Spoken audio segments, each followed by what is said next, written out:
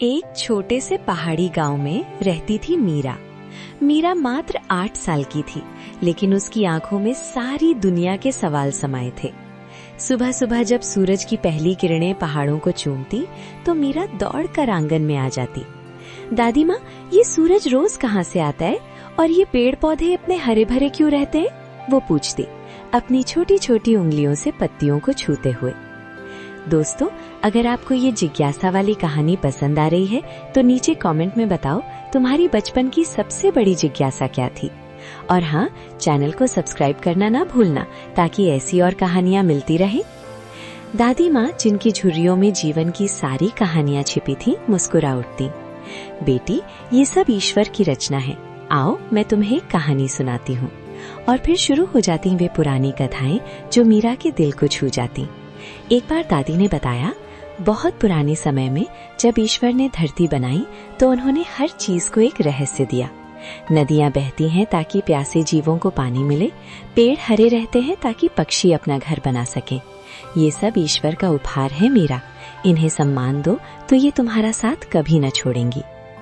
मीरा की जिज्ञासा कभी थकती नहीं। एक दिन बारिश के बाद जब इंद्रधनुष आकाश में चमका तो वो दौड़ कर आई। दादी, ये रंग बिरंगी पट्टी क्यों बन जाती है? क्या ईश्वर ने इसे चित्रकारी के लिए रंगा है? दादी हंस पड़ी। हाँ बेटी, ये ईश्वर का संदेश है। बारिश धोती है धरती को और इंद्रधनुष याद दिलाता है कि हर दुख के बाद खुशी आती है। लेकिन याद रखो, प्रकृति को नुकसान पहुंचाओगे तो ये संदेश धुंधला पड़ जाएगा। अगर ये हिस्सा आपको छू गया तो लाइक तो बनता है। कमेंट में शेयर करो कि तुम्हें इंद्रधनुष देखकर क्या लगता है और सब्सक्राइब कर लो, अगली कहानी का इंतजार रहेगा। एक शाम मीरा जंगल की सैर पर गई। वहाँ उसने देखा कि कुछ लोग पेड़ काट रहे थे। एक बड़ा सा पीपल का पेड़, जिसकी छांव में सारे जानवर आराम करते थे, कांप रहा था। मीरा का दिल बैठ गया। ये क्यों कर रहे हो? ये तो ईश्वर का घर है, वो चिल्लाई। लोग हंस पड़े, लेकिन मीरा नहीं रुकी। वो दौड़कर दादी के पास गई और सारी बात बताई। दादी ने कहा, मीरा, ईश्वर ने हमें प्रकृति सौंपी है ताकि हम उसकी रक्षा करें।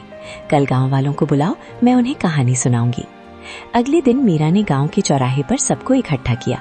दादी ने पुरानी कथा सुनाई, कैसे ईश्वर ने एक राजा को सपने में चेतावनी दी थी कि अगर वो जंगल नष्ट करेगा तो उसकी प्रजा सूखे की चपेट में आ जाएगी।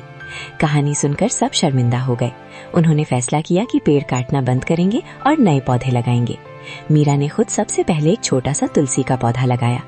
ये ईश्वर का आशीर्वाद है, उसने कहा। तुम भी प्रकृति के लिए क्या कर सकते हो? कमेंट बॉक्स में अपनी आइडिया शेयर करो और अगर ये प्रेरणा देने वाली कहानी अच्छी लगी तो सब्सक्राइब करके बेल आइकन दबा दो। समय बीता, मीरा बड़ी हुई, लेकिन उसकी जिज्ञासा कभी कम ना हुई। अब वो स्कूल के बच्चों को बताती, दुनिया के रहस्य ईश्वर की रचना में छिपे हैं। नदियों को साफ रखो, पेड़ों को अपनाओ तो प्रकृति तुम्हें हमेशा मुस्कुराएगी। गांव हरा भरा हो गया और मीरा की आंखों में वो चमक बनी रही, जिज्ञासा की चमक जो सम्मान से खाती थी। ईश्वर की रचना में छिपे रहस्य मीरा ने सीख लिया था। प्रकृति सिर्फ हमारा घर नहीं बल्कि हमारा परिवार है। अगर पसंद आई तो कमेंट में मीरा जैसी जिज्ञासु लिखकर बताओ। सब्सक्राइब करो और शेयर करो ताकि और लोग प्रकृति का सम्मान सीखें। धन्यवाद।